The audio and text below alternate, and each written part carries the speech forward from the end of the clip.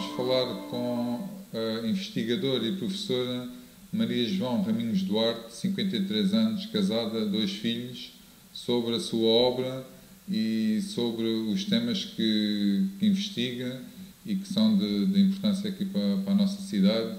Vamos falar com ela um bocadinho. Maria João, o que é a Liga a Portimão? Liga-me uma experiência de 2 anos de liceu, da minha juventude, e liga-me o marido, que é portimonense, e foi onde eu acabei, depois de tirar o curso, por me radicar, comecei a exercer em Portimão, e pronto, foi a cidade onde eu acabei por passar a maior parte da minha vida. E agora continua a lecionar cá? E continuo a lecionar cá. Tanto no ISMAT como numa escola EB23, uma pública, uma básica, no Mergulhão. Sim, senhor. A sua obra foca muito o estudo dos presos políticos algarvios e a resistência antifascista. Começou-se a ouvir falar muito dos presos políticos depois daquela famosa greve de janeiro de 34. Explica-me um bocadinho o contexto dessa greve e quem participou nela. Pronto, a greve do 18 de janeiro de 34 é considerado o canto do cisne do sindicalismo livre da Primeira República. Cada profissão tinha a sua associação de classe. As associações de classe, com a legislação laboral da Primeira República, tinham um poder reivindicativo grande, nomeadamente depois do direito à greve. Então as reivindicações foram cada vez maiores, porque o operariado era uma classe muito, muito desvalida. Com a introdução do corporativismo e com o advento da ditadura e a publicação do Estatuto do Trabalho Nacional, pois a associação acabou, findou mesmo por ordem institucional. As associações de classe eram encerradas, havendo lugar aos chamados sindicatos nacionais. Os sindicatos nacionais tinham um cariz que eram tutelados não só também com os grêmios, mas pelo Instituto do Trabalho Nacional, pelo regime. A lei da greve, pronto, terminou e houve um condicionamento a todas as liberdades que o operariado tinha conseguido até então. E na verdade foi a greve onde o operariado, que na altura valia muito pouco em termos de peso político, se manifestou, porque posso dizer que é uma manifestação tardia, uma vez que, vamos lá ver, as instituições da ditadura logo no início não se preocuparam muito com o operariado, preocuparam-se com os republicanos e deixaram os operários, dominados os republicanos e até as próprias fações mais extremistas da direita, porque houve muito mais à direita, viraram-se então para o operariado. E essa greve foi, na verdade, o canto do cisne. Essa greve, então, feita por operários ex-sindicalistas, talvez? Ainda sindicalistas. E anarquistas também. Anarquistas. A corrente era maioritariamente anarquista.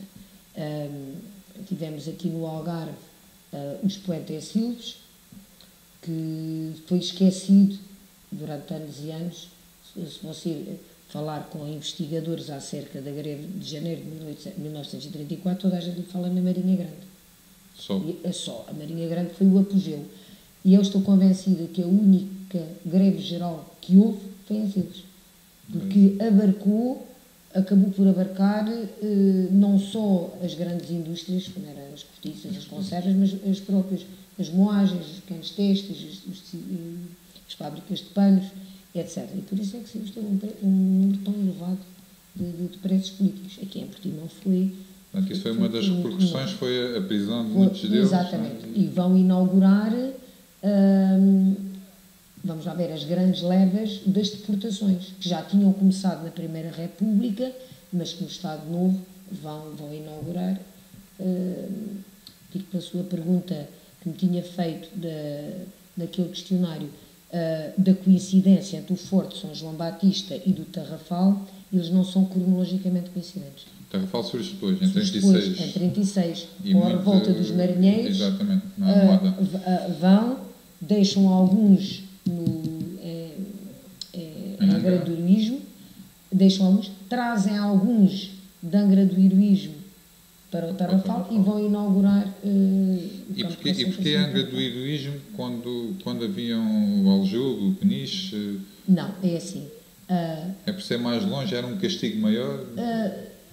Primeiro porque a capacidade prisional, quando falamos em Aljube, Peniche e Caxias, Caxias e Peniche foram prisões que foram sendo adaptadas, por isso é que aquilo tem Reduto Norte e Reduto Sul, que foram ao longo dos anos 30 sendo adaptadas a prisões políticas. Não eram prisões, eram prisões civis no sentido, e Peniche e Caxias ficaram como prisões políticas. Porque a deportação, a gente fala de Angra do Heroísmo e Tarrafal, tivemos uma porção de campos de concentração em Angola e até em Timor.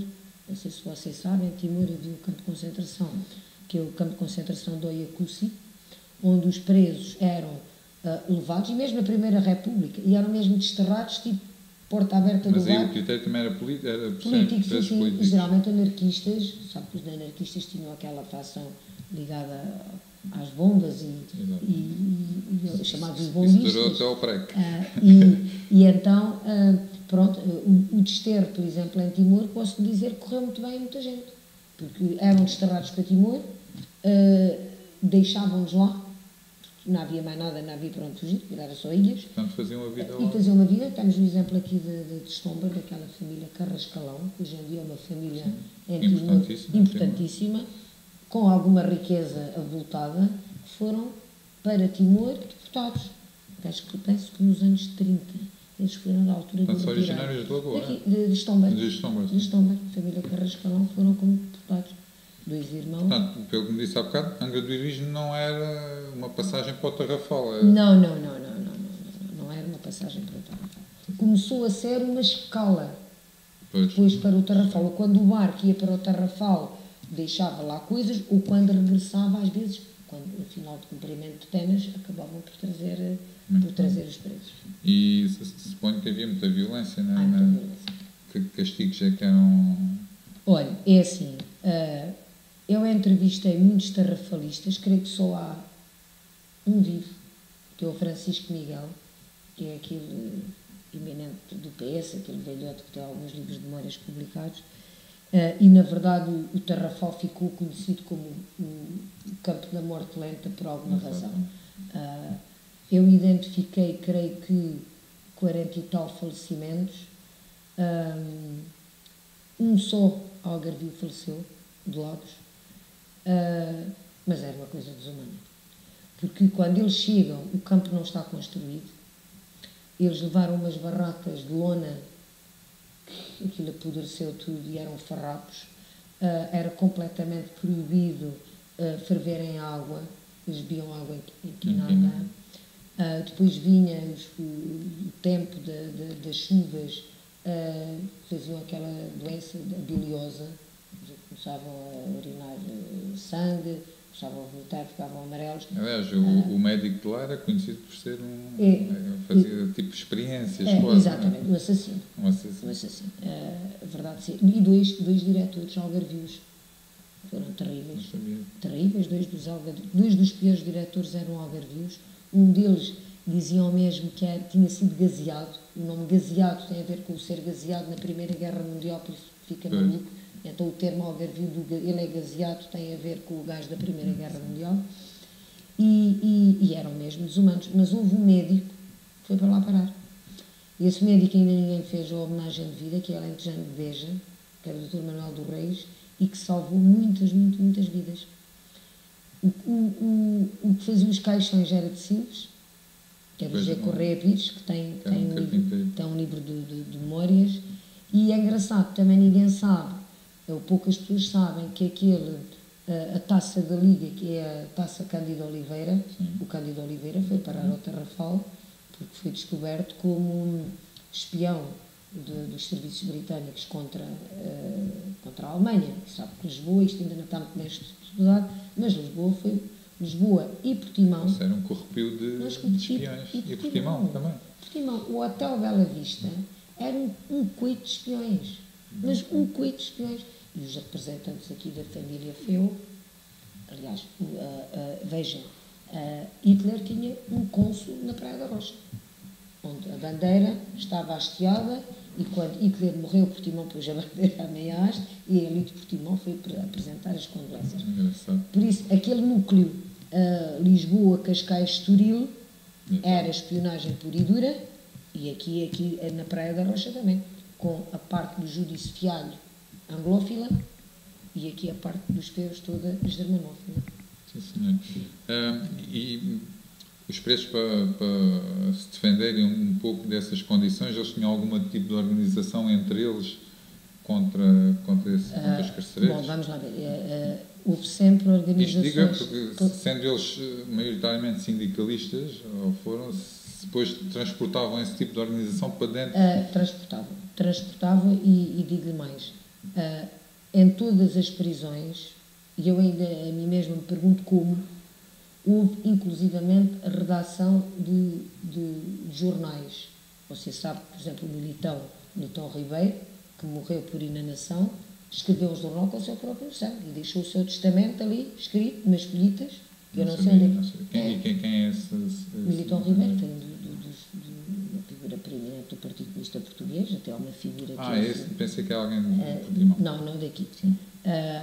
Mas pronto, tivemos um homem aqui de Estombar e de Portimão, que pertenceu a uma organização prisional. Tivemos um que é tio aqui de Portimão, do António Calvário. Eu andei à procura desse senhor, o José de Oliveira Calvário. Esse homem foi extremamente importante na organização do Partido Comunista aqui. Foi ele que se encontrou com o Pavel, o famoso Pavel, que acabou por fugir e ser uma figura proscrita no Partido Comunista Português. Tivemos aqui grandes pessoas ligadas às organizações prisionais. E depois, quer dizer, eles lá dentro organizavam-se, e assim, no Tarrafal era completamente impossível. Eles levaram anos sem notícias. Isso faz-me lembrar aquela história da Rádio Merda. Rádio Merda.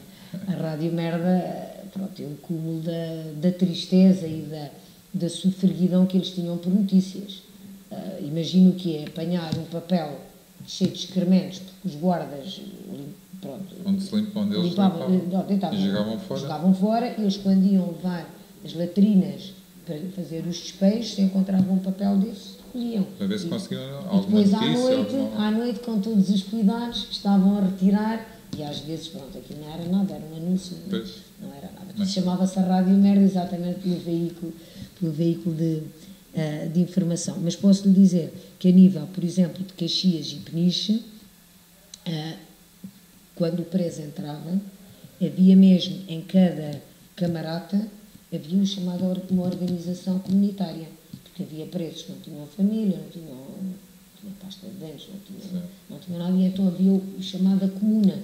O José Vitoriano teve um terceiro processo, onde apanhou mais 6 anos, exatamente porque lhe reconheceram a caligrafia, porque os estatutos da comuna eram passados oralmente, de boca em boca para os presos.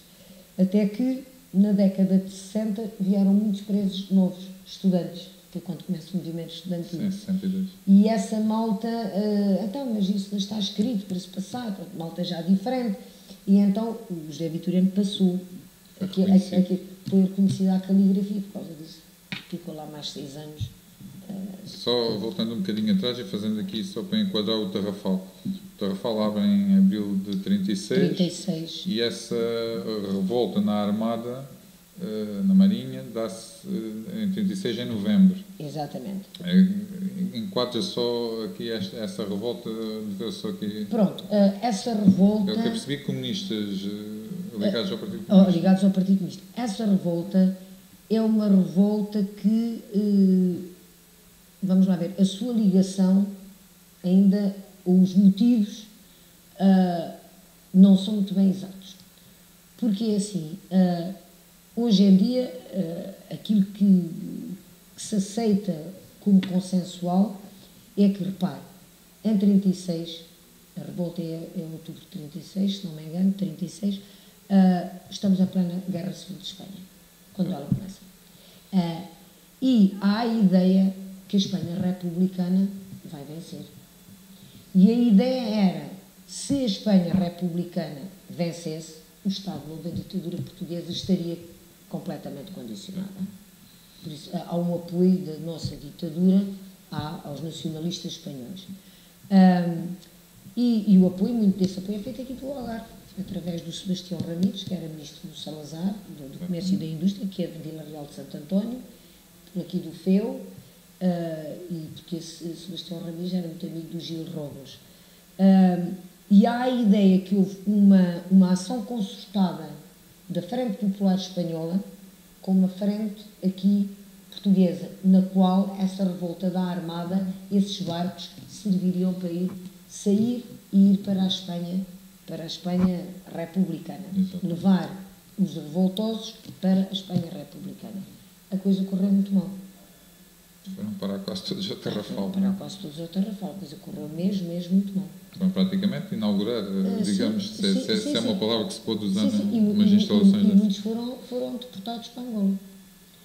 E eu creio que é um aspecto que não está muito estudado.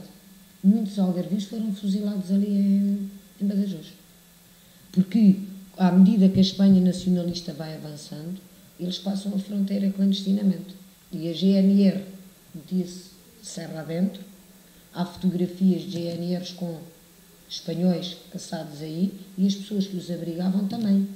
E há alguns algarvios que nessas ondas desaparecem. Por isso, hoje em dia está-se convencido que muitos algarvios foram fuzilados tal e qual como os outros ali nas praças todas em Espanha. Portanto, Silves e Portimão eram cidades ambas com tecido operário importante, não é? Tanto por causa da cortiça como das conservas. Mas Silves já era a cidade que tinha mais preços políticos. Isso tem alguma justificação? Tem uma justificação. Para já é a cidade com a indústria organizada mais antiga. Isto é, a indústria da cortiça em Silves é extremamente precoce. Escute, Lenin, eu não sei qual é a obra, mas lembro-me de ter visto os escritos de Lenin onde falam dos corticeiros do sul de Portugal. Significa que é 1800 e troca o passo, porque a indústria em si começa em 1800, mesmo nos inícios do século XIX, 1830, umas famílias Garcia Blanco que vêm e começam. E tem uma tradição associativista muito grande, que rapidamente abarca as chamadas as ideias socialistas, que tinham muito bom consenso entre patrões e operariado. Havia uma relação muito protetora do patrão para com o operário e um grande respeito que depois, já na geração seguinte, se agudiza. E aí a corrente anarquista toma conta desse movimento operário e das associações de classe, e depois da Revolução Comunista começa a ser disputada pelos comunistas. Portanto, era um ecossistema favorável à introdução desses ideais anarquistas e republicanos. Escuta, repare, as maiores federações operárias, nomeadamente a Federação Corticeira, que era a Almada, os grandes dirigentes foram todos dirigentes da Associação de Classe de Silves. Ali aquela associação de classe parece um viveiro de sindicalistas. O embrião. O Sebastião Eugênio, o Bartolomeu Constantino, nunca ouvi falar desse, que insultou toda a gente e depois foi preso, e o Afonso Costa veio ao Olhão defendê-lo, isto houve aí um motim. Todos os grandes sindicalistas que depois lá acima se vieram notabilizar tiveram experiência em Silves. Quando se falava da Associação de Classe de Silves, era muito respeitada pelas suas congêneres. E qual eram as semelhanças e as principais diferenças também entre esses movimentos de Silves e de Portimão? Davam-se, não se davam? Eram antagonistas? É assim. Colaboravam? Davam-se, e aliás, há uma ligação muito estreita. Não tanto com as conservas, mas com uma classe que aqui em Portimão era muito forte, que era a dos fragateiros e dos estivadores. Porque, repare, até o caminho de ferro chegar ao Algarve, toda a produção era escoada por mar. Pois, o caminho de ferro chegou a 20 e tal, não é? Década de 20, é Portimão. É Portimão, ali à aldeia dos Cucos, chegou em 1903, ao Parchal. Ao Parchal. Depois fizeram a ponte ferroviária, chega aqui em 1915 e depois o prolongamento para Lagos 22, creio eu. Por isso, toda esta classe dos marítimos, e não estou a falar de marítimos de pesca, mas dos tragateiros, era importantíssimo. Quando os de Silves faziam greve, automaticamente pediam aos tragateiros para entrar em greve. E, quer dizer, eles nem subiam o rio. Pois. E vou-lhe dizer, a ligação era tanta que a Associação de Classe de Silves até propôs que o Buizão, que era professor aqui em Portimão e chefe anarquista, fosse deputado à Assembleia Constituinte. Já vamos falar dele um bocadinho mais à frente. O que é que se interessou esta temática dos presos políticos? É assim. Há uma ligação? É assim, eu não comecei os meus estudos pelos presos políticos. Eu comecei os meus estudos pela investigação local. Eu achei que em Portimão, sem desprimor, havia pouca história feita. E tirando o trabalho de uma professora, que era a professora Maria da Graça Maia Marques, que esteve aqui, e que começou a fazer alguma coisa de valor e que, de certa maneira, eu acabei por seguir os passos, quando comecei a fazer o meu mestrado, eu ouvia falar e lembrava-me da minha memória das conservas. E quando perguntava a alguém qualquer coisa das conservas, as pessoas sabiam os nomes. Não sabiam nada. Nem quem eram, nem como é que era a cara deles, nem quando é que abriu, nem quando... Escute, até, inclusivamente, o próprio arquivo municipal, hoje Museu de Portimão, as datas, aquilo...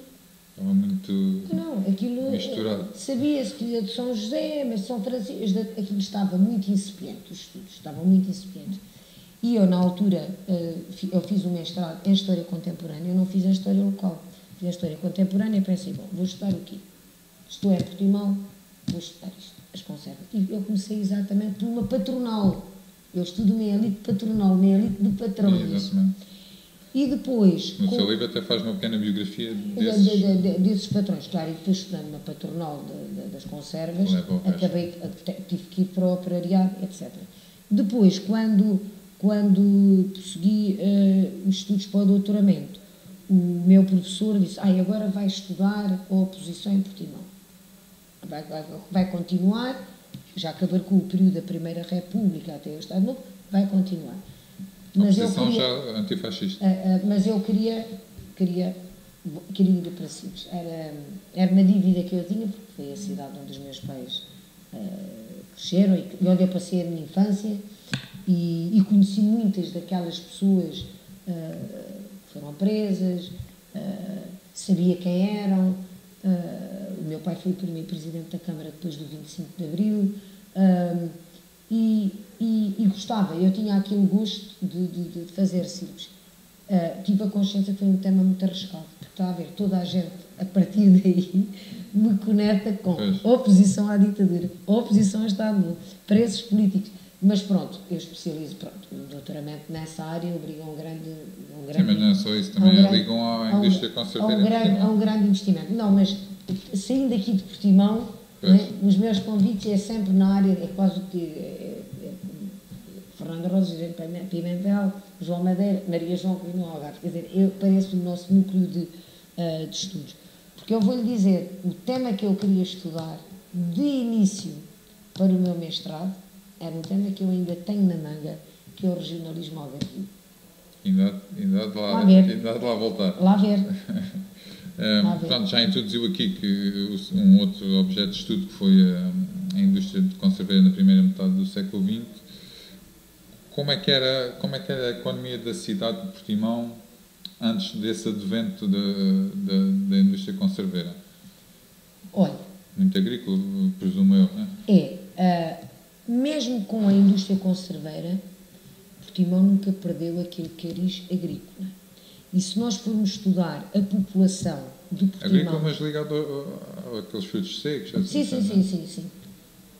Olha, frutos secos, alfarroba, além do figo da amêndoa, palma, fava roxa, trigo, cevada, centeio. Se você visse as faturas de contabilidade de grandes armazenistas que havia aqui, tipo João Bentes Castelo Branco, sei lá, do Provisório. O próprio Teixeira Gomes, o pai? O pai, mas o pai tinha aquela especialidade exportação dos frutos secos. É admirável o que isto produzia. Aliás, se nós recuarmos um bocadito ao século XVIII, o Algarve e esta zona entre Portimão e a Mexilheira da Carregação foram a granja da Europa. Porque a Europa estava toda em guerra e a Mexilheira da Carregação era exatamente isso. Ia tudo daqui.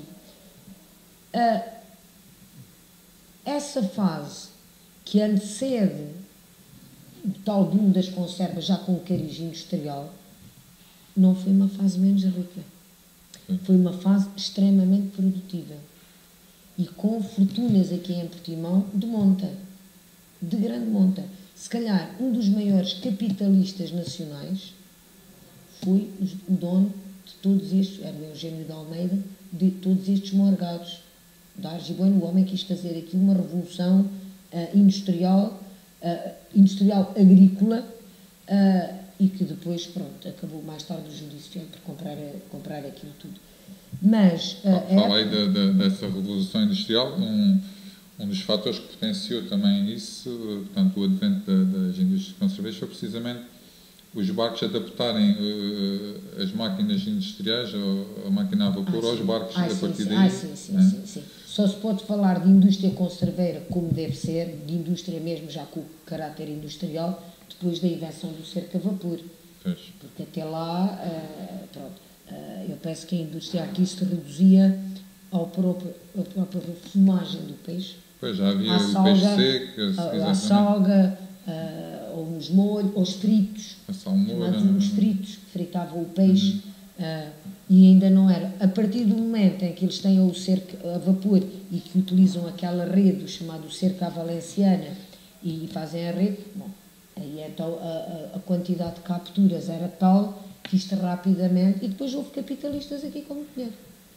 E houve uma crise em França também, das pescas. Sim, mas se você for a Setúbal, a Peniche, as fábricas eram miseráveis. Aqui não.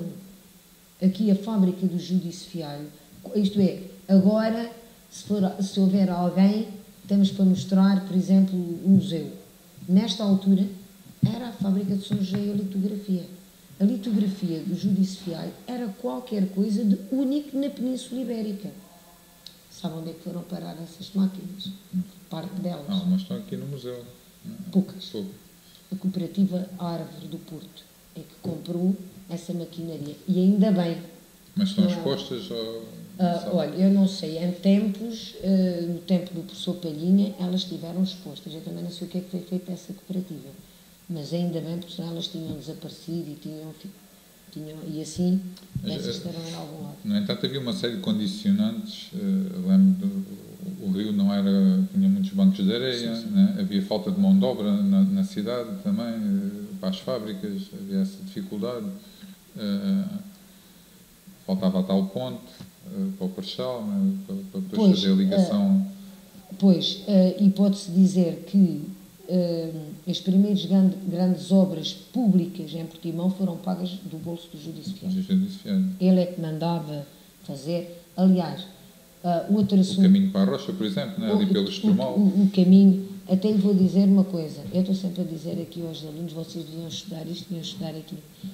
Ainda ninguém estudou os tratados internacionais de águas entre Portugal e Espanha. Foi o Júdice Fialho que os fez todos. Com um advogado ali do Olhão, que era o Carlos Fuseta, e foi ele que foi mandado por Afonso Costa ir, em 1915, com os espanhóis, delimitar e fazer os convênios internacionais das águas. Era um homem famoso. Isso leva-me aqui a uma pergunta que tinha para lhe fazer mais à frente, mas faço-lhe já. Portanto, o Júdice Fialho foi o maior conserveiro, chegou a ser da Península Ibérica, né? Tinha as melhores máquinas, melhor organização, uma produção vertical, portanto, desde a litografia até à frota de pesca, depois até à fábrica. Ao coloral, ao azeite, tudo, aos taleiros. Chegou a ter sete fábricas em 7 cidades. Exatamente. Representou, como você acabou de dizer, a indústria em várias organizações. Era o representante da Associação Industrial Portuguesa. Enviado pelo governo e tudo. Foi presidente da Associação Industrial Portuguesa. pagou, pelo que tenho aqui, pagou metade da drenagem da Barra em 23, Exatamente. que é uma coisa que não devia ser para qualquer um. Empregou muitas famílias, abriu caminhos, etc, etc.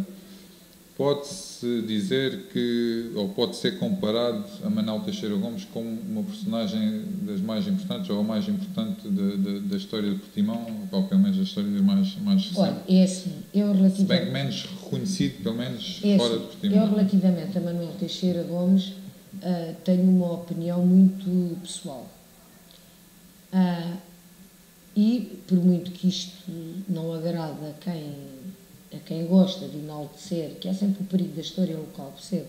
De os tais cocabichinhos, de uma pulga fazer um elefante. Eu não acho que Manuel Teixeira Gomes tenha sido uma figura importante para Portimão. Pronto, mas é uma figura importante de Portimão. De Portimão, de projeção.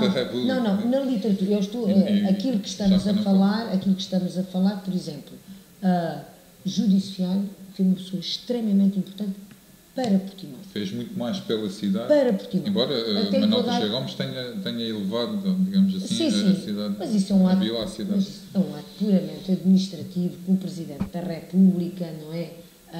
Aliás, e Portimão já tinha na altura todas as características da cidade. Não se esqueça que na Primeira República Portimão é a cidade mais florescente do Algarve, com uma subida populacional imensa. Teve aquele grande problema da pneumónica.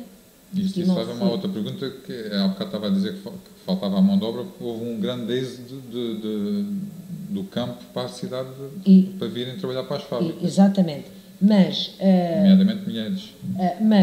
O que eu estava a dizer, Júdice Fialho tem uma importância fundamental para a população de Portimão e para a vida da população portimonense. Mas posso lhe dizer outra figura, que por acaso passa ao lado das pessoas, que é o Ivar Reynolds, aquele que foi presidente da Câmara 5 anos, desde 1905 até à Revolução Republicana, depois manteve-se em órgãos importantes na Primeira República, foi um notável monarca que nunca ninguém tocou, e no Estado Novo foi uma figura importante e acaba por doar à Câmara. Passou pelos 3 regimes inclusos.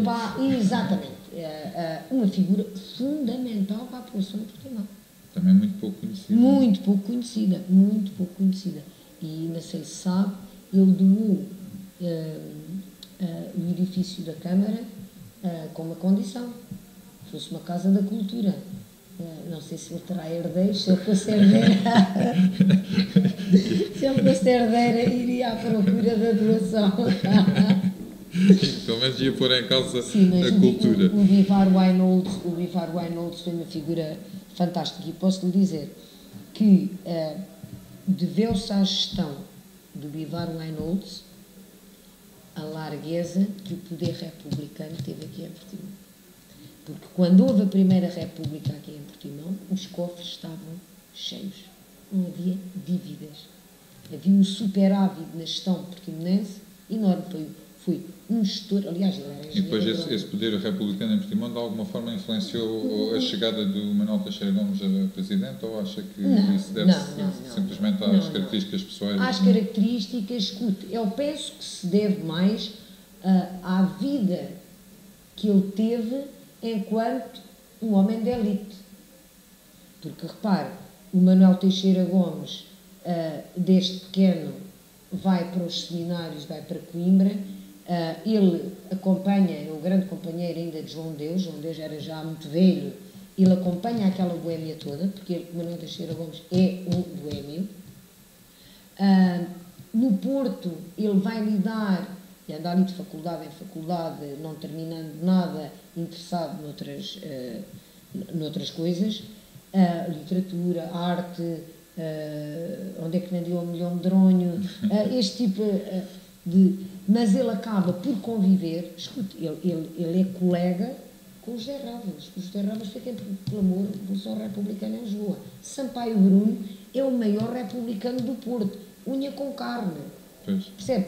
É deste grupo de elite, de meninos de elite, que ele tem os seus contactos todos.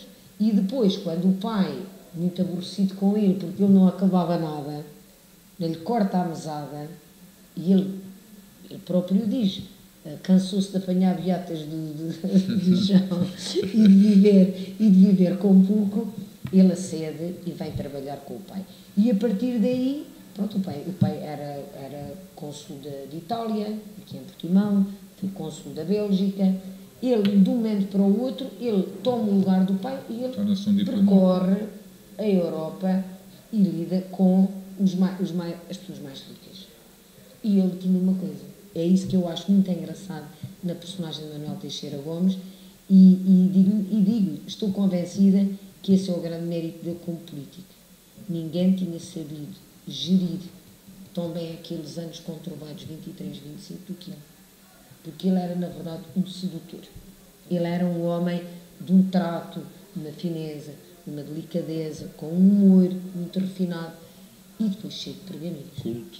Muito culto, muito culto. Ele conhecia toda a gente da elite.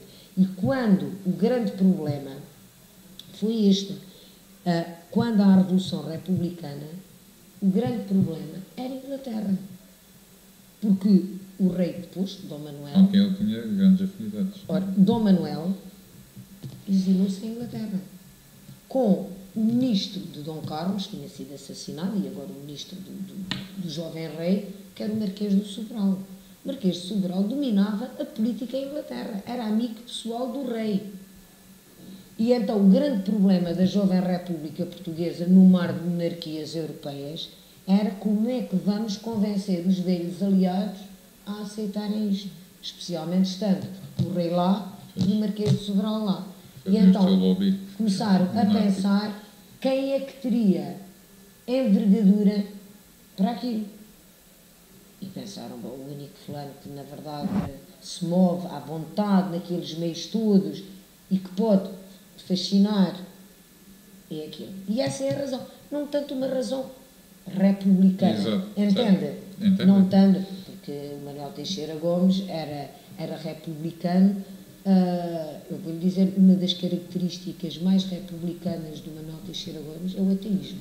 Ele é mais ateu do que muitos que se declaram ateus. Ele é extremamente radical na sua concepção. Um homem muito moderno, com ideias muito viajado, esteta, um bocadinho narcísico, um prazer, uma coisa fulcral na vida, fosse qual fosse.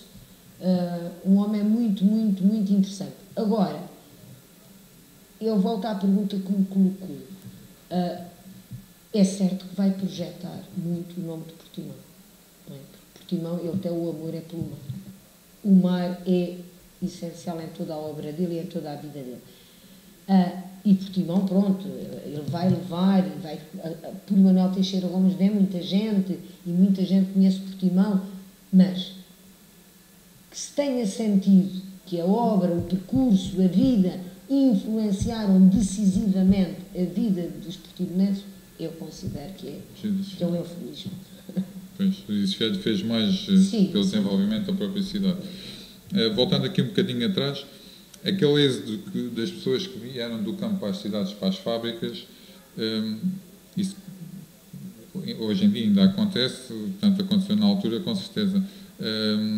Como é que a cidade comportou essa chegada de tanta gente? Não devia estar preparada naquela altura? Não, comportou muito mal. Não tinha as infraestruturas, com certeza. Proliferaram os bairros operários, uma grande insalubridade, havia o sistema das bicas, onde as pessoas iam buscar água, a mortalidade infantil imensa. E quem eram essas pessoas? Eram agricultores? Agricultores, pequenos agricultores, que muitos continuaram ligados pela raiz dos pais em pequenos casais, os chamados os casais, que pertenciam a propriedades grandes, mas o Bivar lá não era dono disto tudo. Pois,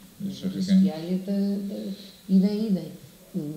Portanto, pessoas pouco instruídas, ou nem sabiam ler. Muito pouco instruídas, analfabetas, que vinham.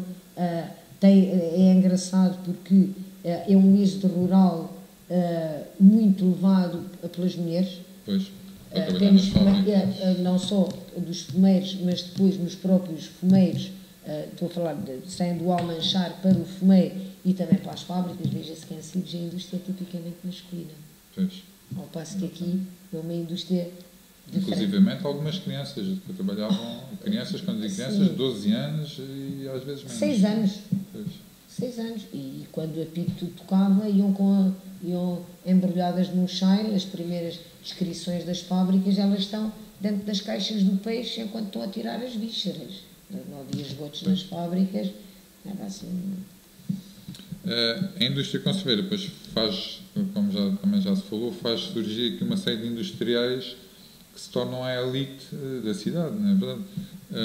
Portanto, marcavam a vida local praticamente a todos os níveis, económico, social, cultural, etc.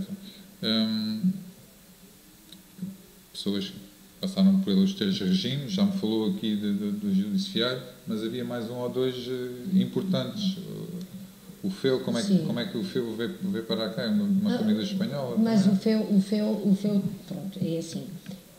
Os catalães, a Catalunha destacou-se desde os finais do século XVII por uma revolução grande agrícola e a nível artesanal. Não sei porquê, tiveram sempre à frente. E são eles que vão partir da Catalunha para vários pontos da Península Ibérica, implementando indústrias. E nem estou a falar só das conservas, estou a falar, por exemplo, até das cortiças. Os catalães foram grandes organizadores, grandes industriais. E eu penso que talvez isso... Vieram ali para a zona de... Aqui, Isla Cristina, Algarve, Andaluzia, toda esta zona. A família Feu fixou-se ali naquela zona da Isla Cristina. Depois montaram 2 fábricas aqui no Algarve, a de Olhão e esta de Portimão. Era o António que estava à frente, que era o irmão mais velho, e este, é assim, nós não temos uma ideia de como é que as coisas eram no início do século, mas pronto, ele aos 15 anos era alcaide. Nós vamos ver pessoas em cargos, porque a partir dos 13 anos é-se um homem. Pois, já se trabalhava. Pronto, começavam a trabalhar muito cedo, mesmo nas famílias. O próprio Manuel Teixeira Gomes já faz viagens de negócios, acompanha o pai, bastante pequeno. O Lister Franco, que é ali de facto, é o Carlos Lister Franco, com 13 anos, vem em 1815 aqui ao Congresso do Algarve, ao Congresso Regional Algarvio, que foi na Praia da Rocha.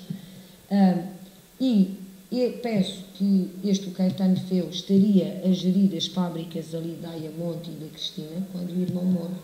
O irmão morre de síncope cardíaca no Hotel Frankfurt em Lisboa, e então ele depois vem para cá tomar conta.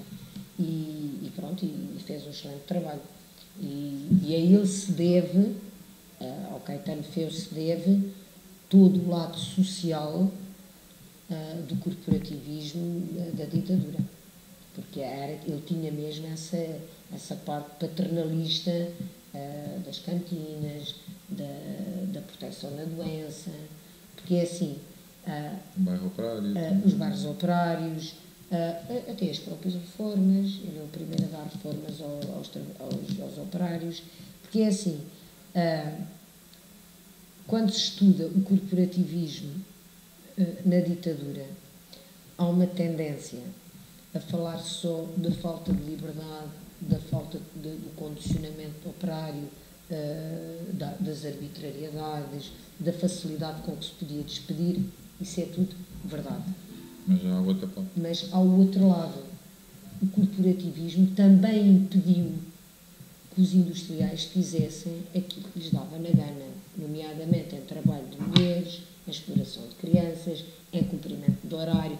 Também é verdade que no regime de tutelados, ambos eram tutelados, o patronato e os operariados, uns eram mais tutelados que os outros, não é? Pronto. E um era uma classe desvalida e outro era uma classe poderosa.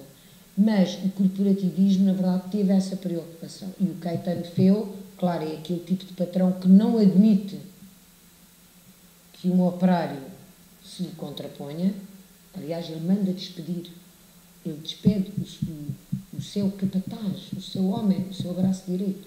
Porque esse homem atreveu-se a ir ao jantar de anos desse que era tio do António Calvário, porque esse homem era comunista, era de esquerda, foi imediatamente despedido. Mas ali não havia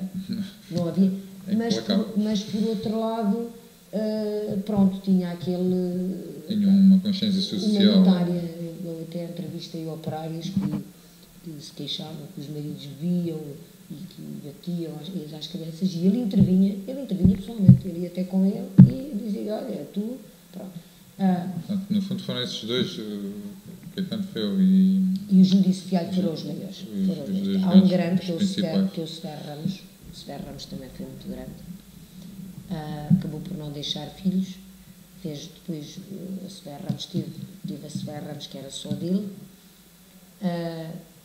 E teve uma associação com 3 irmãos, os Alves, é uma família engraçada, 3 irmãos casados com 3 irmãs, fizeram essa fábrica que é aquela do Facho, aquele prédio bonito que está assim à frente do convento, um prédio que segue, aí era a fábrica do Facho. Pronto, e depois é assim, com a Primeira Guerra Mundial, foi uma loucura, porque as conservas são comida de guerra. Pois. E dá-se e aí dá o boom, e o que é que aconteceu? Uma crise de sobreprodução, depois faliram, aguentaram-se. Pois, como havia muita procura, começaram a aparecer aquelas fabriquetas, vá. Os soldadores, os antigos soldadores, montavam uma fabriqueta, tinham um barco, compravam peixe. Pronto, isso vai diminuir a qualidade das conservas, apareceram conservadura, ao descrédito do próprio produto. Talos de couve, conservas tinham lá talos de couve, ou serradura, e pronto, houve um descrédito. Que o corporativismo veio tentar, por couve. Aliás, que elas tinham que ser certificadas pelo Instituto das Conservas, português das Conservas. Na verdade, veio trazer outra vez. E aqui produziram-se as melhores conservas, eu não tenho medo nenhum de dizer, do mundo. Posso dizer, por exemplo, a La Rose, que é a marca Feu, é topo de gama, não é? Era a ração de combate dos soldados hitlerianos. Fazia parte e a Júdice Fialho, a Maria Elizabeth, que também era o topo de gama, também era para os ingleses, para os altos militares. Tem a ideia de quantas fábricas chegaram a haver em Portimão e aqui nos arredores? 20 e tal. Arriscaria 20 e tal para cima. Porque é assim, é muito difícil contabilizar-se. Eu ainda tive a vã esperança de as contar. Só que, escute, há a fábrica que tem um nome popular. É a encarnada, é a amarela, é a azul, nome popular. Depois, muitas vezes, tem o nome da empresa. Outras vezes tem o nome da marca que é conhecida e os registros multiplicam-se. Além de que muitas vezes os sócios mudam. Certo. E então, às vezes é a mesma fábrica, mas que mudou, mudou 2 ou 3 vezes. Mas seguramente aí entre as 23 e as 30 à vontade. Depois desse boom e começar esse descrédito, entra-se aqui na crise de 25-26, né? Há uma valorização do escudo, para já uma crise económica nacional, a valorização do escudo, escassez da pesca, isso tudo provoca a crise no setor. Chega-se à fome. Né? Sim, chega-se à fome. Aliás, o fim da Primeira República teve a ver com essa instabilidade social, política, muita greve, tudo mal, agitação social, já não havia trabalho, as fábricas já não laboravam um dia ou 2 por semana. O que é que o Estado Novo depois veio trazer de novo a esse cenário? A ordem. Começou pela ordem. É aquilo que falava há bocado, a melhoria do trabalho feminino, dos horários, das exatamente, também começou a regulamentar. Aliás, até lhe posso dizer, o corporativismo português, o esquema da indústria corporativa portuguesa foi feito aqui em Portimão, com o Caetano Feu, o Sebastião Ramires e o Salazar, e foram eles que apresentaram um esquema a Salazar. E Salazar mudou pouca coisa. Uns ajustes. E como é que era a convivência? Já se viu aí que havia aí uma facção pró-regime, mas como é que era as elites republicanas e monárquicas, como é que eles se juntavam, se uniam ou desuniam aqui? É negócio, eles estão sempre unidos. Estão sempre bem. É negócio, estão sempre unidos. Em termos de industriais, eu só dei conta de um industrial muito ligado à oposição, que era o Gaspar Patrocínio. Mas repare, esse não é um industrial da velha guarda. Esse já é Pronto, dos mais novos, os que começam de baixo, eu não estou a falar desses capitalistas, mas desses de que surge no boom dos anos 20 e que se aguenta, e a Somme é assim que foi ligado. Aliás, ele é que vai empregar esse sujeito, o Calvário, quando ele vem da prisão, ele é que o empregou, ele ainda foi guarda-livros dele creio que até à morte. Depois perdi o rastro desse senhor. O negócio, eles davam-se bem, até porque a ideia que as pessoas têm é que da oposição, quem era da oposição, toda a gente sabia, não é verdade? Só se começou a saber depois da Segunda Guerra Mundial. Depois com a campanha de Delgado, aí é que os industriais... Mas havia aí uma personagem da cidade que penso que foi o Estado Novo também, uma das medidas que fez para resolver essa crise generalizada, as greves, esses tumultos, as contestações, etc., nomeou um administrador de conselho que era conhecido pela brutalidade. É assim, posso lhe dizer que... Amado da Cunha, não? Eu uma vez falei com um colega meu, que você deve conhecer, que é o professor João Vasconcelos, e o João Vasconcelos, a tese de mestrado dele foi exatamente sobre o 18 de janeiro, o mito do 18 de janeiro. E chegámos à conclusão que tivemos a ver as mudanças de administração da Primeira República pelo Algarve todo. Muitos são civis, ficam nos lugares dos antigos administradores do Conselho, que eram figuras que já vinham anteriormente, e Portimão e outro que não me recordo foram os que tiveram militares. Este Conselho aqui tinha que ter alguém à altura. Mas escute, ele era, esse Amado da Cunha era... Mas o que era propriamente o administrador do Conselho? Quais são as funções? As funções era coadjuvava o Presidente da Câmara, não é? Que era por nomeação, mas coadjuvava tendo hierarquicamente força superior. Até porque quando não houvesse Presidente da Câmara, o administrador do Conselho tomava o lugar dele. E nós assistimos muitas vezes os administradores do Conselho acumulam com... Mas ele fez uma série de guerras com juízes, com toda a gente, com os poderes republicanos, especialmente. Chamavam-lhe o Rei do Povo. O Rei do Povo, porque ele andava sempre com um chicote. E chicoteava as pessoas, ele batia nas pessoas, por exemplo, ele não queria nem bêbados, nem tabernas abertas. Ora, no meio marítimo, ele corria todos à chapada. Eu vi no arquivo histórico-militar, ele teve uma série de processos, até dentro da instituição militar. Escutem, em Lagos ele teve muitos problemas. Havia uma família, que era uma família muito conhecida em Lagos e Olhão, que é a família Cuco. Não sei se já ouviu falar. Cuco, são italianos, C-O. Bom, família Cuco, essa família Cuco. Penso que ainda tem descendentes em Lagos, que um deles foi o primeiro ginecologista português, e o Amado da Cunha foi a Lagos ao cinema e quis sentar num lugar que ele achava que era dele, um lugar onde ele ia sempre, e estava lá esse jovem médico licenciado, e ele disse que o rapaz fez, e o rapaz não saía.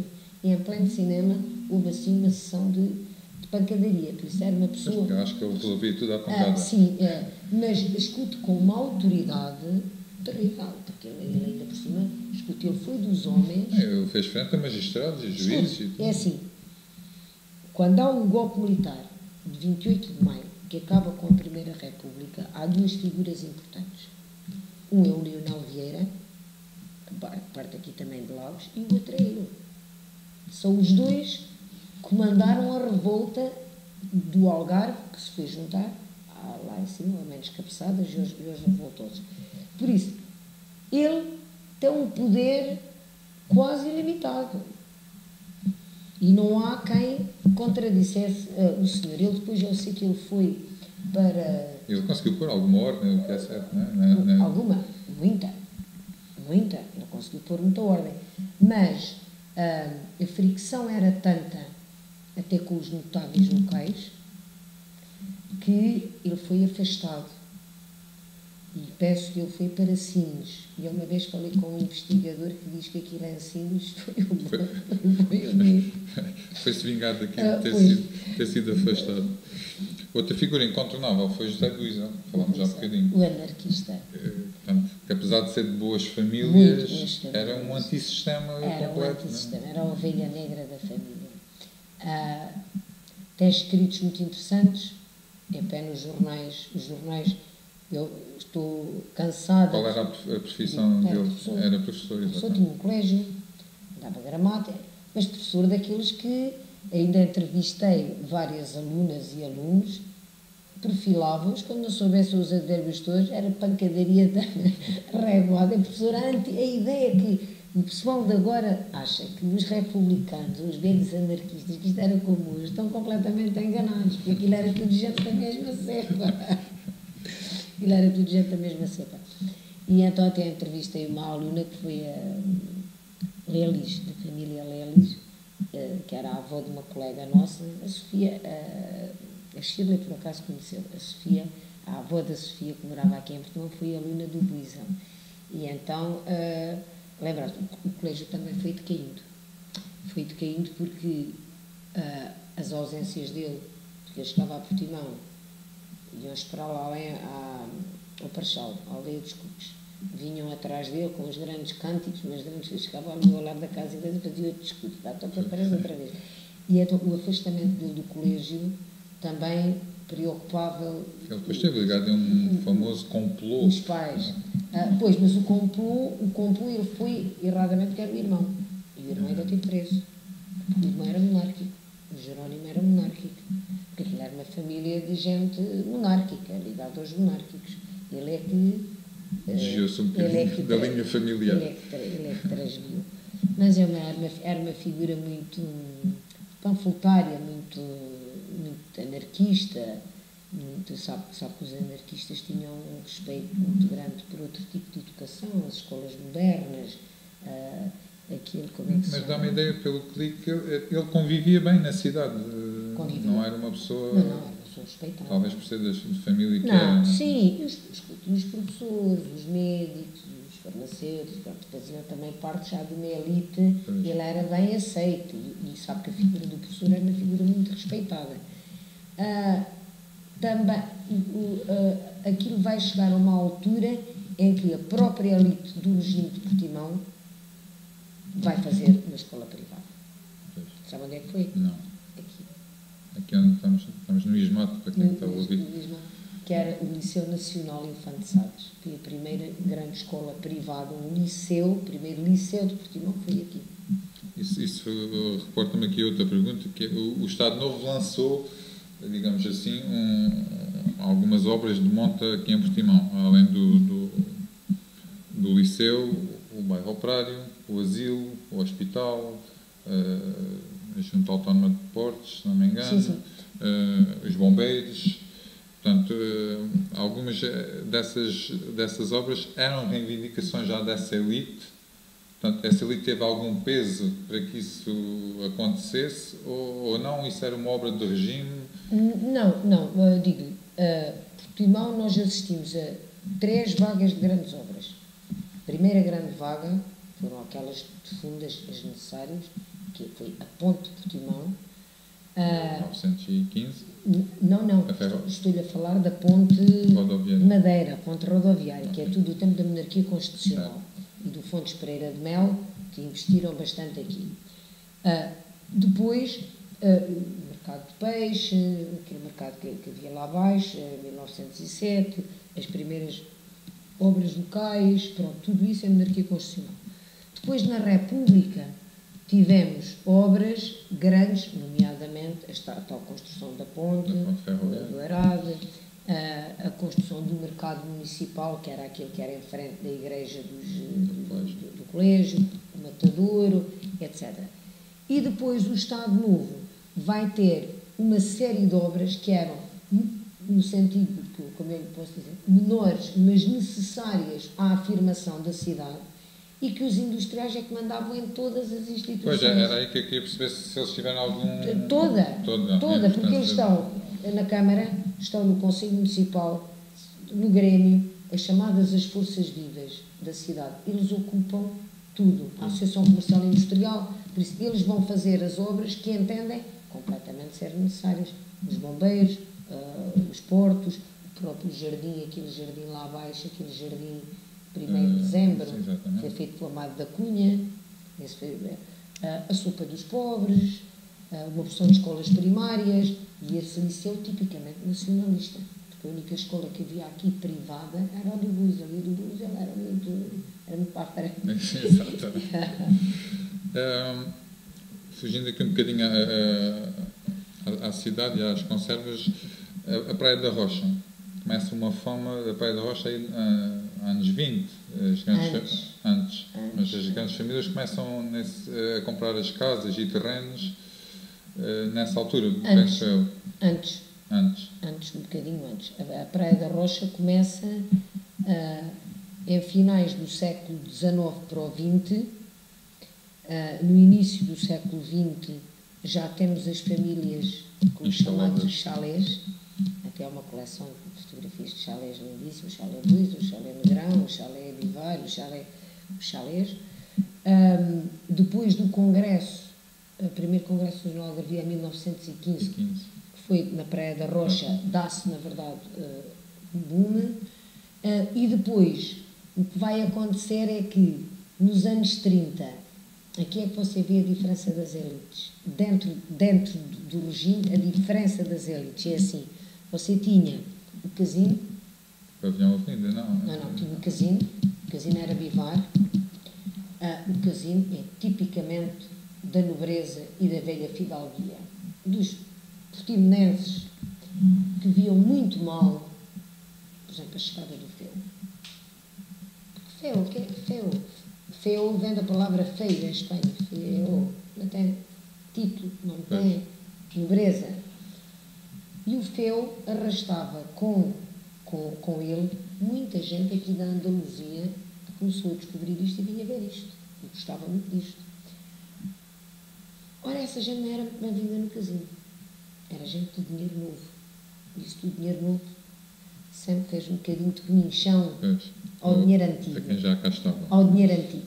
E tal é assim que o feu se vai sentir tão mal no casino, sempre tão observado, sempre tão controlado, sempre tão criticado, que o feu vai fazer para ele o pavilhão Avenida e para os convidados dele. E derrotou o outro. Faziam bailes, os grandes bailes da Rosa, os grandes bailes da Rosa, os bailes da Dama da Praia da Rocha, pronto, a partir dos anos 30. Até se ouviu falar aí em outras coisas que aconteciam lá, nessas festas, cocaínas, etc. Sim, né? Começou a aparecer na Praia da Rocha. Mas é assim, é quando os jornais começam a falar.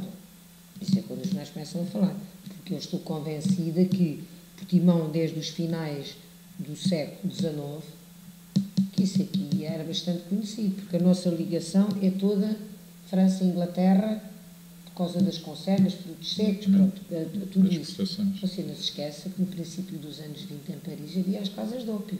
Não havia, isto é como você ir a Roma e não ver o Papa. Exatamente. Qualquer um que fosse a Paris ia a uma casa de ópio. Fazia parte, você vira a vida do Picasso, daquela vida daquela gente, da Boêmia, de Paris, mas mesmo da Alta, era comum, a casa de ópio era um sítio que se tinha que ir, por isso também é um facto, que também ainda não havia estudos, o Freud, sabemos o uso da cocaína no Freud dos doentes, mas é assim, também ainda não havia estudos do problema em termos de saúde da adição. Era mais... Aquilo que se chama... Eu acho que havia um desconhecimento. Pois. Hoje em dia, pronto, há um conhecimento. Mas que era moderno. Era moderno. Era consentido. Sim, consentido. Consentido. E até creio que se calhar consentido com algum requinte. Não era assim qualquer pessoa que... pronto, mas... Nota-se, é Faro também, ali na zona de Faro, onde havia gente que viajasse muito, que fosse para Paris, que fosse a Bélgica, a Anvers, todos esses sítios dele, aquelas praias todas, da Côte d'Azur. do tempo da Coco Chanel, do Picasso, isso era tudo. Era normal, por isso não é de estranhar que isso existisse aqui, porque nós tínhamos aqui muita gente que circulava nesses meios. A Praia da Rocha, faltavam-lhe todas as infraestruturas. Todas. Assim, no fundo só tinham as casas praticamente, porque estradas, ou pelo menos estradas com algumas condições, iluminação, água, Nada. tudo isso Nada, faltava. não tinha nada. Qual foi a evolução depois? A evolução foi, o primeiro Congresso Algarvio em 1915 estabeleceu a Praia da Rocha como uma das principais futuras estâncias de turismo europeu. E porquê? Porque toda a Europa estava em guerra, com a Primeira Guerra Mundial. E todas aquelas Nice, Cannes, onde se juntava a elite europeia, não podiam ir. Claro. E então projetou-se uma comissão que fosse tratar daquilo que era necessário fazer para a Praia da Rocha ter esse estatuto de estação balneária de luxo.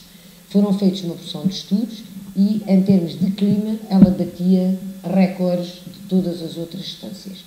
E é o próprio Tomás Cabreira, que foi nosso senador e foi Ministro das Finanças, um grande cientista e matemático e militar, deve ser dos algarvios mais eminentes e também dos mais esquecidos, que ia sempre passar férias para Biarritz e quando chegou aqui à Praia da Rocha disse, não, isto aqui é aquele sítio, é melhor em clima, é mais bonito, porque a Praia da Rocha era uma paisagem linda.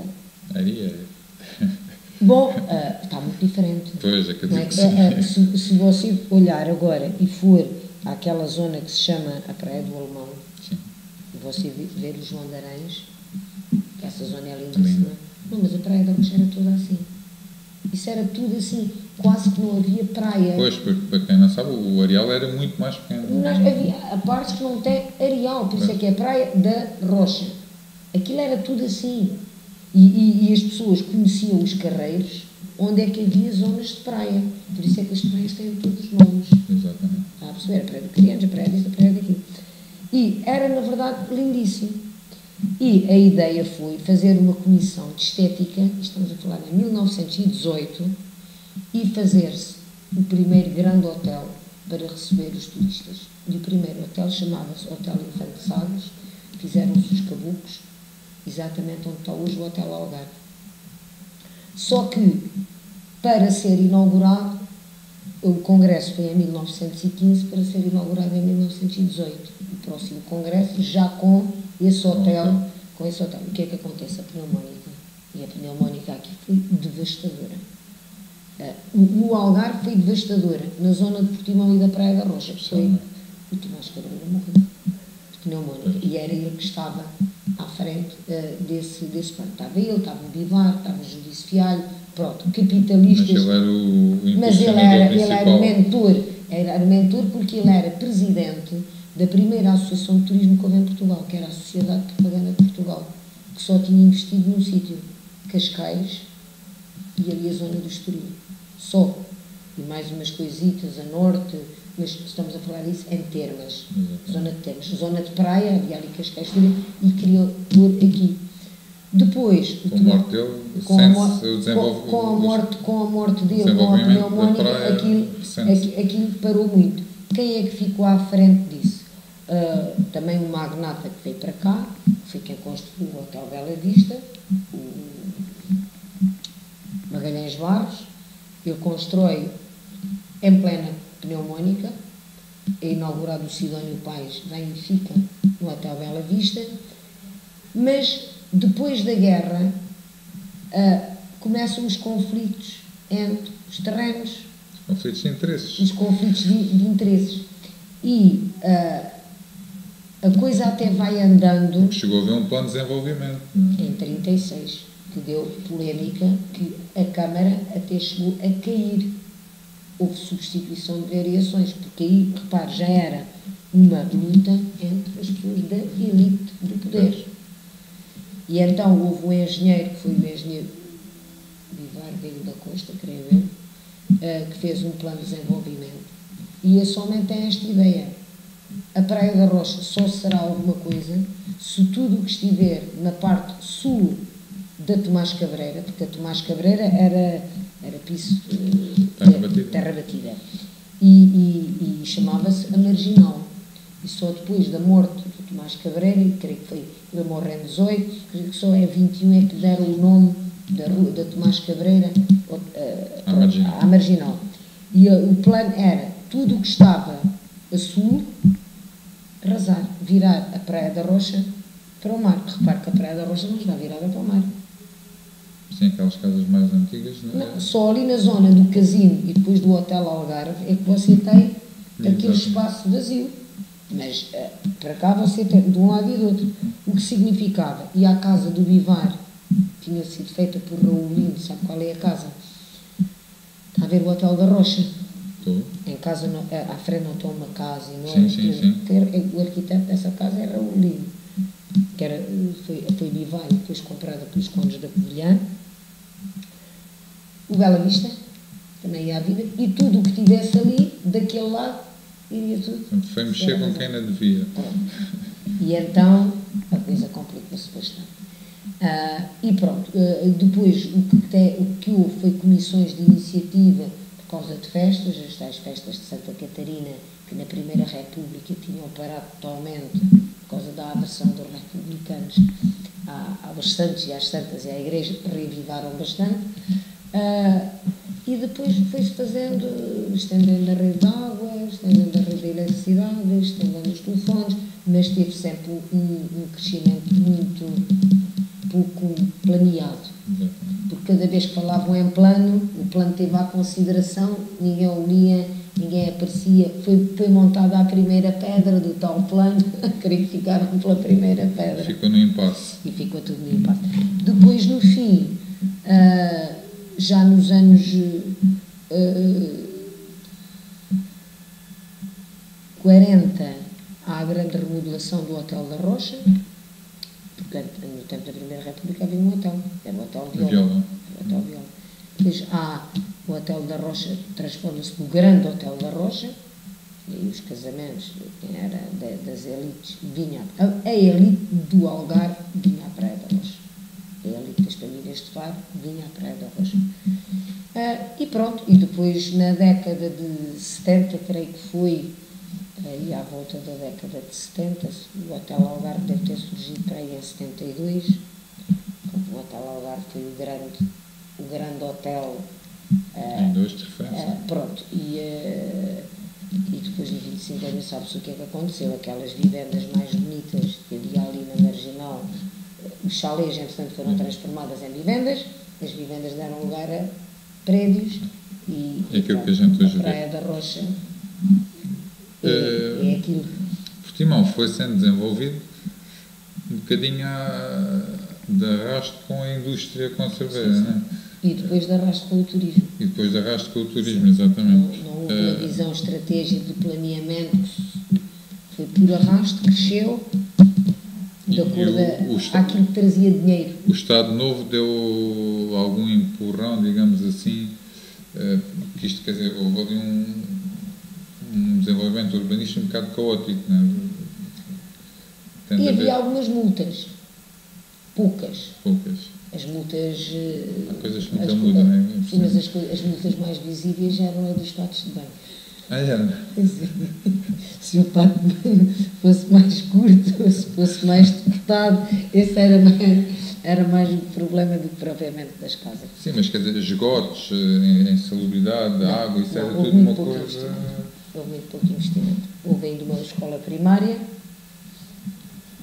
creio que era atrás onde eram os Correios da Rocha, muito pouco investimento. Aliás, ninguém morava na Rocha. Este é que é um facto. Mas a própria cidade também, o desenvolvimento foi... A Rocha não era para morar. Era para ir passar... A Rocha era para veranear. Pois. E quem morava na Rocha ou era gente muito rica que tinha essas casas, ou gente que alugava de elites que vinham de fora.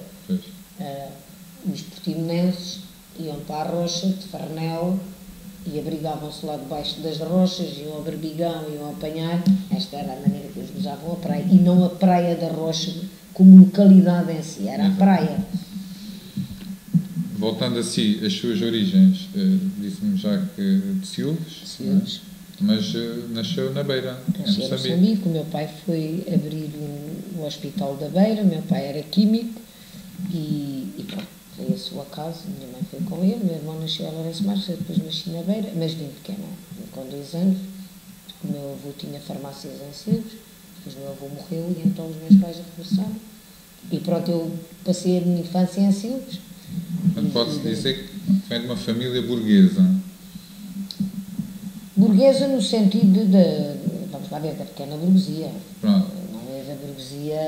Isto para encaminhar, sim, que uma família... depois foi parar à União Soviética. Como é que uma pessoa de uma família pequena burguesa vai parar à União Soviética? Não, é assim, a família do meu pai, da parte do meu pai, o meu avô foi um republicano dos 7 costados.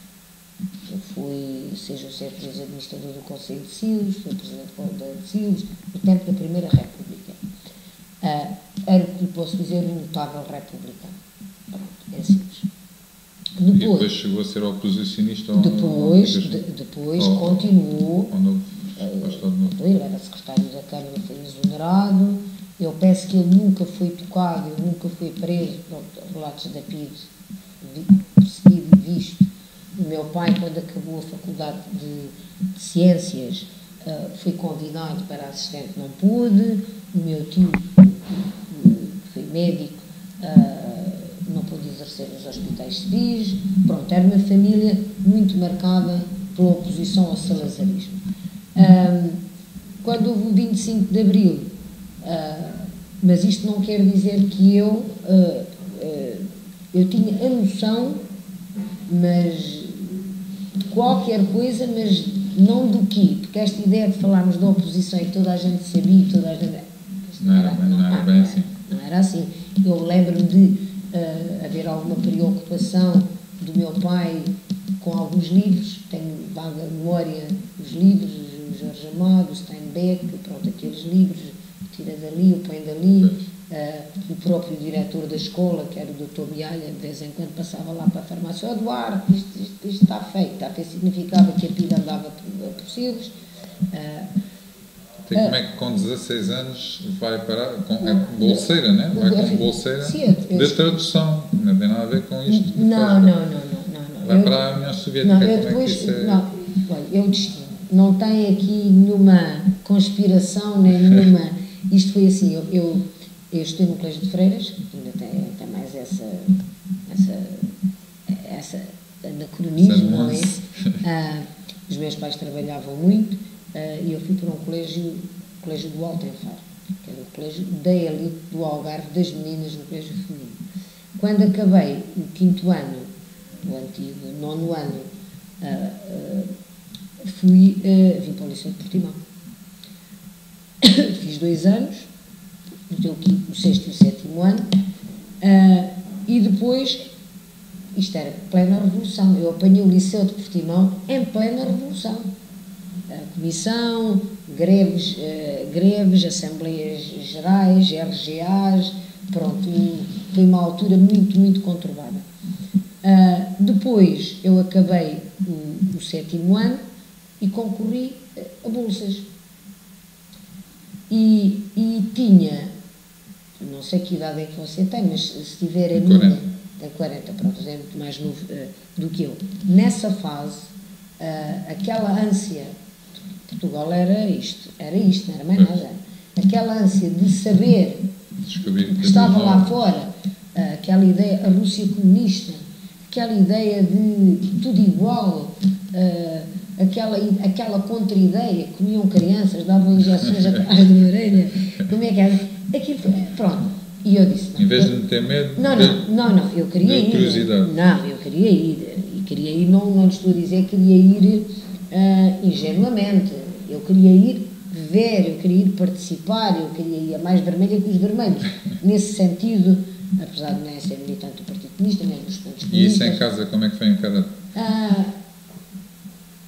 Eu acho que o meu pai ficou surpreso, mas orgulhoso. Mas isto no resto da família aqui que não é uma bomba. Pois, acredito. Não. Mas pronto, e depois inscrevi-me lá na Associação de Amizade de Portugal, o RSS, quando me candidatei. Depois telefonaram-me a dizer, olha, a bala dia tal. E pronto, e lá fui. Fomos um grupo de 16 estudantes portugueses Só raparigas? Ou... Não, raparigas e rapazes. Até há um rapaz que está ali na Câmara de Lagos, que foi comigo, vim encontrar lá há muito pouco tempo, que eu nem sabia que ele estava ali, o diretor financeiro da Câmara de Lagos, o Luís Carradinho, não sei se conhece. Ele era casado com a filha do arquiteto Veloso.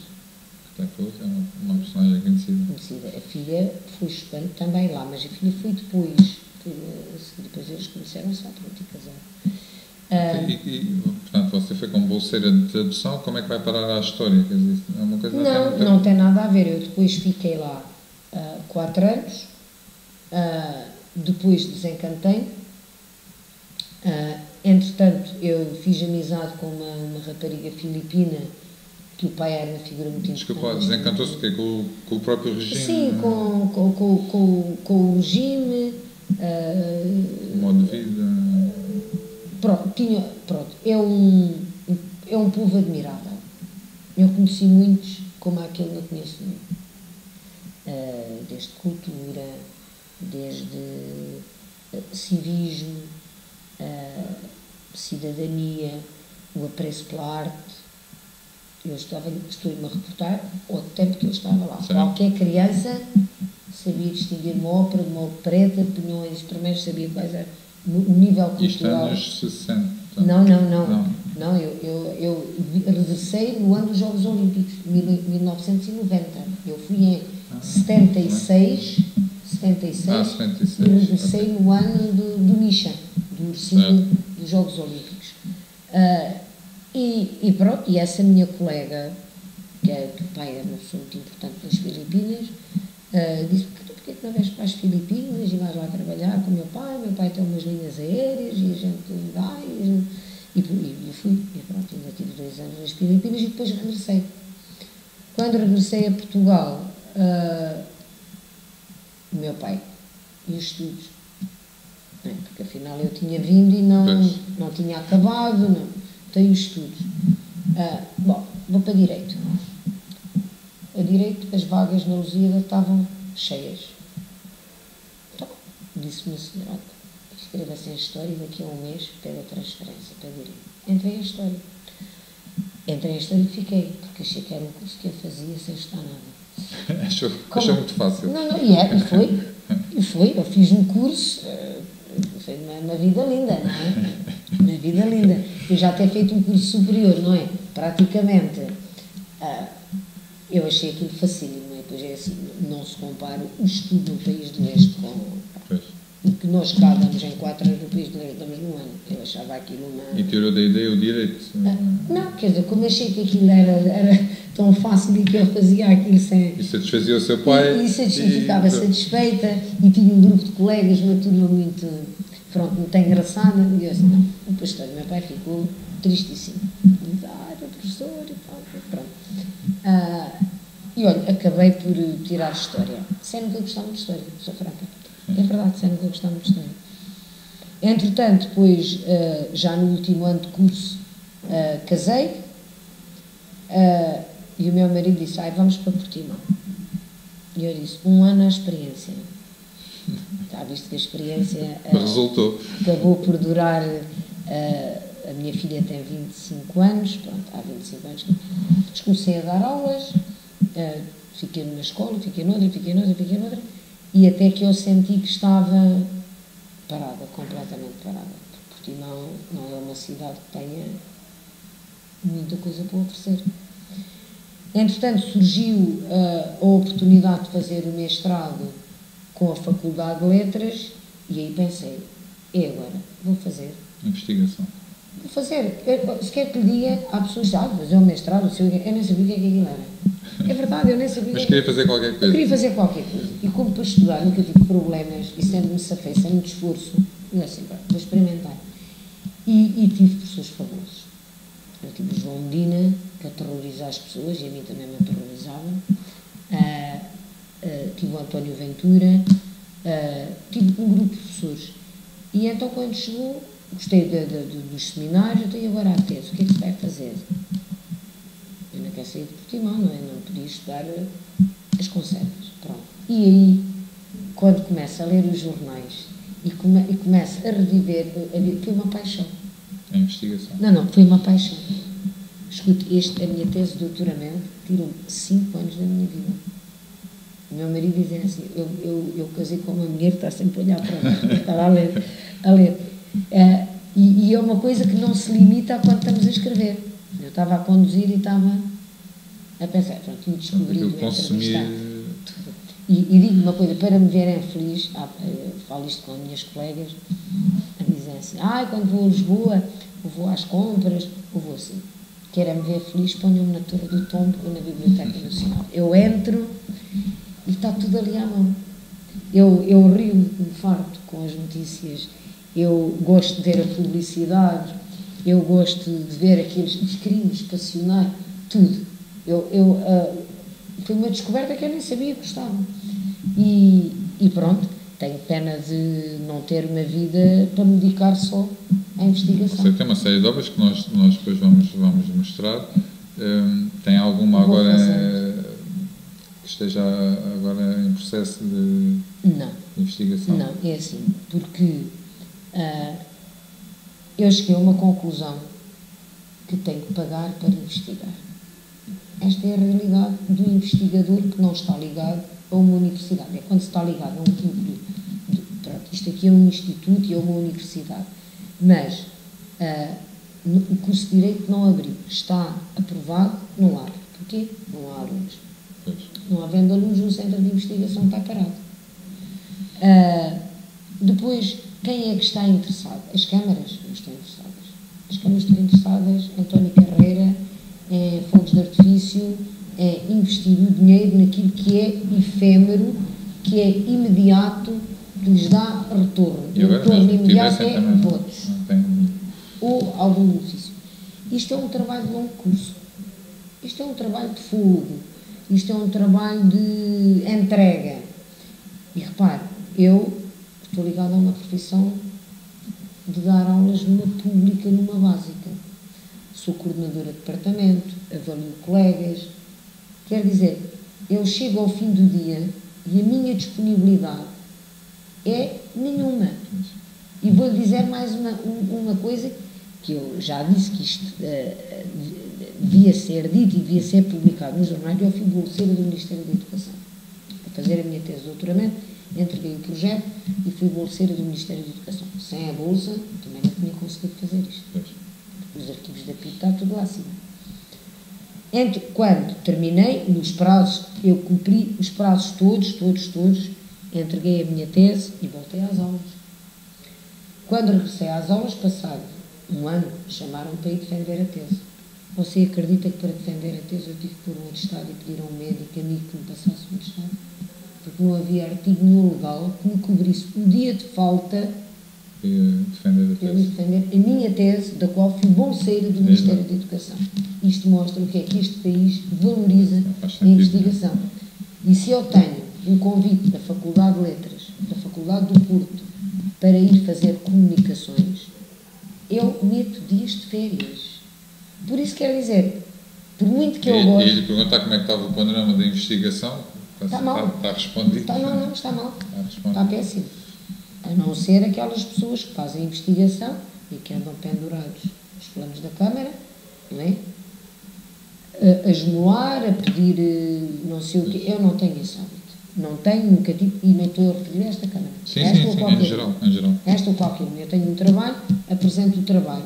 Querem, olha, não querem, paciência. Há pessoas que têm outro modus operandi, inscrevem-se no partido, têm o cartão, falam daquilo e não falam daquilo, qual é o trabalho. Pois. Como é que vê agora esta nova moda das conservas que voltou? Até algumas, agora este até é gourmet, não é? É uma moda boa. Eu acho que essa moda das conservas vem, não aparece isolada. Infelizmente, Portimão agora acaba por estar desligado dessa nova moda, não é? Embora com agora, o passado... Mas já aparece agora aqui a Maria do Mar. Sim, temos um restaurante ali na Rua Direita. Pronto, e eventualmente... Mas eu digo em termos de fábricas, não, nada. Nada. Mas penso que há um projeto ou dois que está em curso, projeto novo para produção de conservas tipo gourmet, numeradas, etc. Mas eu acho que este gosto, este revivalismo pelas conservas, não pode ser visto assim isolado. Penso que não é no revivalismo de outras coisas. Está a ver? Este tipo de sim, vê-se muito agora. De espíritos, aquelas lojas das agora amêndoas, com os produtos produtos antigos. vintage. Sim, Está a ver? exatamente. Este tipo de. Mesmo todo este estrangeiros e gente nova que mora aí em Algesur, na Serra, a fazerem as trufas de alfarroba, um bocadinho regressar às origens, ao tradicional. Eu penso que as conservas vêm um bocadinho nessa onda. Espero que se aguentem, porque é bom. É bom. Maria João, o pior de Portimão? O pior de Portimão? O pior de Portimão é o ridículo de não haver na população, e eu quando digo na população abarco todos, e mais gostosamente nos poderes públicos e políticos, a noção da nossa pequenez, e não havendo essa noção, há uma gestão danosa daquilo que pertence à cidade, daquilo que poderia ter sido da cidade, e penso que muitas vezes até não será, não sei como é que lhe explicar, não será propositado, mas sim será por provincianismo, por parolice, por os bicos de pés. Eu cansei-me de ouvir durante anos e anos: o maior fogo de artifício do mundo é que não se enxerga. Como é que podem comparar um fogo de artifício de Portimão com Tóquio, com Nova Iorque? Não houve a sensatez e a humildade que eu penso que é muito necessária ao poder político de fazer as coisas à sua dimensão e gerir esses dinheiros para aquilo que é efetivamente importante. Por isso eu acho que a gestão danosa vem quando se quer achar o maior do mundo, é o Dakar o maior do mundo, é o fogo de artifício o maior do mundo, é tudo o maior do mundo, e afinal, quer dizer, depois é muito diferente. É muito ridículo. É muito ridículo. E eu penso que aí foi o pior de Portimão, foi o provincianismo, o novo-riquismo, e isso foi o que prejudicou mais a cidade de Portimão. E o melhor de Portimão? O melhor, o clima, algum trabalho que se fez a nível social, nomeadamente com os séniores, que eu acho bastante meritório. Algum trabalho que se fez também a nível do pré-escolar e do primeiro ciclo. Tínhamos uma população muito carenciada em termos de escolaridade e em termos de apoio a idosos, sabe, estas franjas marginais da população que afinal acabam por ser os mais carentes. Houve algum trabalho bastante válido nesse aspecto. E o clima? Sim, senhor. Quero lhe agradecer muito. Nada. Isto foi uma conversa um bocadinho extensa, mas já está aqui Faz mal. Isto é quase um documento histórico, porque eu pelo menos aprendi muito, tanto na pesquisa como agora na conversa, e quero lhe agradecer muito por este bocadinho. Nada. Muito obrigada. Obrigado, eu. Volte sempre.